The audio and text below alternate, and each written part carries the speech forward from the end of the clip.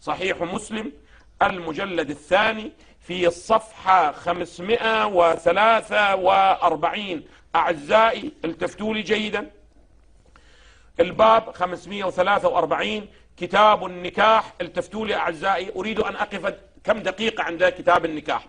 كتاب النكاح باب نكاح المتعة وبيان أنه أبيح ثم نسخ ثم أبيح ثم نسخ واستقر تحريمه إلى يوم القيامة. هذا عنوان الباب الذي يذكره صحيح مسلم. سؤال: ماذا يقول المحشي في الحاشية؟ يقول نكاح المتعة، قال الإمام النووي الذي هو أحد شراح الكبار لمسلم: الصواب المختار أن التحريم والإباحة كانا مرتين، فكانت حلالا قبل خيبر ثم حرمت يوم خيبر ثم أبيحت يوم فتح مكة وهو يوم أوطاس لاتصالهما، ثم حرمت يومئذ بعد 3 أيام. يعني في عهد من؟ في عهد رسول الله حرمت تحريما مؤبدا إلى يوم القيامة. إذن هؤلاء يقولون كما يقول الإمام النووي أن التحريم كان ماذا؟ في زمن رسول الله بعد فتح مكة، واستمر التحريم. قال القاضي: واتفق العلماء على أن هذه المتعة كانت نكاحا إلى أجل لا ميراث فيها، وفراقها يحصل بانقضاء الأجل من غير طلاق، ووقع الإجماع بعد ذلك على تحريمها من جميع العلماء إلا ماذا؟ إلا الروافض. جيد جدا. هسه الآن واقعا أنا لست بصددي أنه أثبت أنها محللة الآن أو محرمة، له حديث آخر ولعلي أوفق وأقف عنده من مصادر القول، ولكن أريد أن أقف عند نقاط 3 بودي أن تلتفتوا إليها. النقطة الأولى: اتفقت كلمة علماء المسلمين أن نكاح المتعة شرعت من قبل رسول الله، تشريعا نبويا ثابتا من قبل ماذا؟ رسول الله.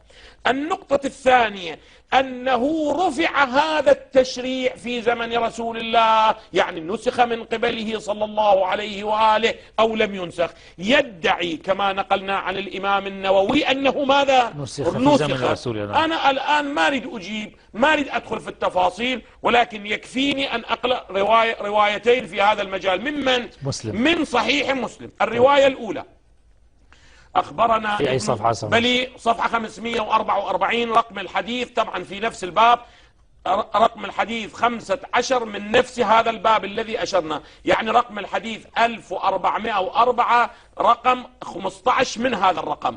قال: حدثنا وأخبرنا قال عطاء: قدم جابر بن عبد الله معتمرا فجئناه في منزله فسأله القوم عن أشياء ثم ذكروا المتعة. هذه مو متعة الحج، هذه متعة ماذا؟ النساء. متعة النكاح. أحسنتم. متعة الحج، متعة النساء.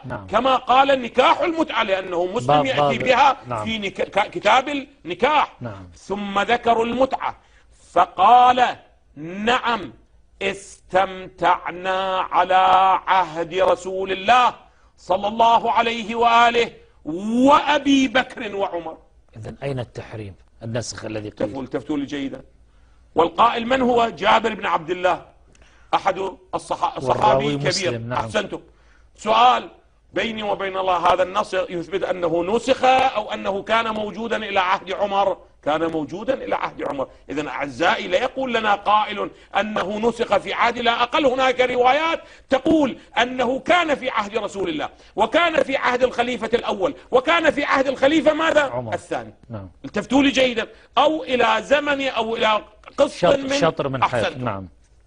ورواية أوضح: قال أبو الزبير قال: سمعت جابر بن عبد الله يقول: كنا نستمتع بالقبضة.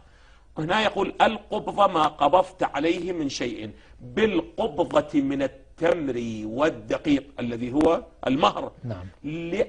والدقيق الأيام على عهد رسول الله، نستمتع أياما يعني إلى أجل. نعم. بعد سنتم على عهد رسول الله وأبي بكر حتى نهى عنه عمر في شأن عمرو بن حريث، يعني في قضية خاصة. نعم. عمر ماذا؟ نهى عنه. غضب فحرم. إذن أعزائي التفتوا لي جيدا، سؤالي أن عمر بعد أن ثبت بهذا الحديث أنه كانت على زمان أبي بكر وشطر من خلافة عمر، أن عمر نهى عنها نهي تشريع أو نهيا ولائيا، احتمالان لا ثالث لهما.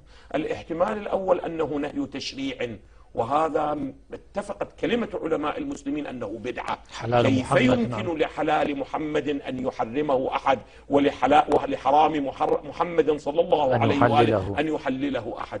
فإذا فعل ذلك بعنوان التشريع وهؤلاء يتبعون عمر بعنوان تشريع فهذه بدعة، وكل بدعة ضلالة، وكل ضلالة في النار، كما في الأحاديث الصحيحة والمعتبرة عندنا وعندكم أيضا. متفق. هذا أولا. وإن قلتم أنه لا، أن عمر باعتباره ولي الأمر وباعتباره خليفة رسول الله وجد المصلحة ماذا؟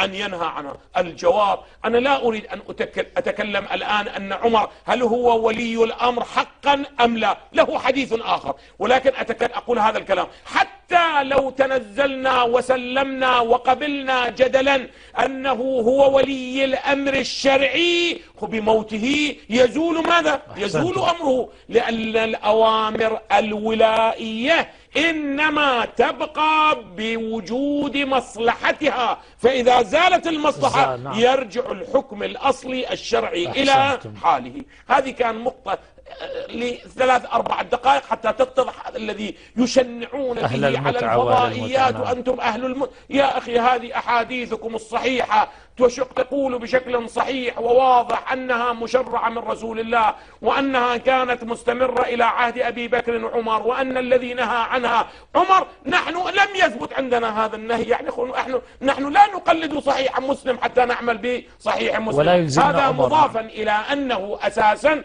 هذا النهي لا يمكن أن يكون نهيا أبديا، بل هو نهي زماني مرتبط بظروف خاصة. أرجع إلى محل كلامي. إذا صحيح مسلم بشكل واضح وصريح أعزائي ماذا يقول؟ وأنا بعد دقائق 5 دقائق أحاول أن أستمع إلى مداخلات الأعزة.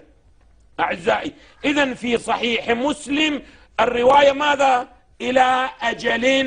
الرواية التفتوا لي جيدا، الرواية سمعت، أرجع إلى بحثي. سمعت عبد الله، يعني عبد الله بن مسعود يقول، الرواية 1404 يقول: كنا نغزو مع رسول الله صلى الله عليه وآله ليس لنا نساء فقلنا ألا نستخصي في الذيل، يقول أي ألا نفعل بأنفسنا ما يفعل بالفحول من سل الخص ونزع البيضة بشق جلدها حتى نخلص من شهوة النفس ووسوسة الشيطان، فنهانا عن ذلك ثم رخص لنا أن ننكح المرأة، يعني نهانا عن أن نستخصيه، مو نهانا عن المتعة. ثم رخص لنا أن ننكح المرأة بالثوب إلى أجل. احفظوا هاي الجملة، إلى أجل.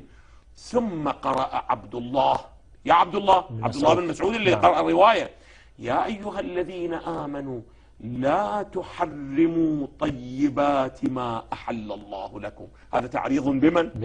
بعمر الذي حرم ماذا؟ الطيبات التي أحلها. هذا يكشف عن أمرين: أولا أن عبد الله بن مسعود قائل ماذا؟ بأن هذه المتعة كانت موجودة حتى بعد رسول الله. وثانيا يجعلها ماذا؟ من الطيبات. يا أيها الذين آمنوا لا تحرموا طيبات ما أحل الله لكم ولا تعتدوا إن الله لا يحب تحريم حلال محمد اعتداء. أحسنتم. ولا يتبادر إلى الذهن أن هذا الحديث فقط ورد عند ماذا؟ عند صحيح مسلم. هذا أمامكم أعزائي مسند الإمام أحمد الذي هو أقدم ماذا؟ الذي هو الإمام أحمد بن حنبل في 241 من الهجرة. أعزائي هناك ينقل الرواية أيضا كما أشرنا، قال في الجزء السابع أعزائي، الجزء السابع في الصفحة 93. أنا أستعجل باعتبار الوقت بدأ يضايقني. نعم. الرواية أيضا عن عبد الله قال كنا نغزو مع رسول الله إلى أن تقول ثم قرأ عبد الله. التفتوا يا أيها الذين آمنوا لا تحرموا طيبات ما أحل الله لكم. وأيضا نقلها أيضا من هو أقدم أيضا من مسند أحمد، وهو مسند ابن أبي شيبة، تصنيف الإمام الحافظ ابن أبي شيبة المتوفى 235 من الهجرة، تحقيق أحمد بن فريد المزيدي عادل بن يوسف عزازي، الجزء الأول دار الوطن أعزائي، صفحة 143 أيضا بنفس البيان.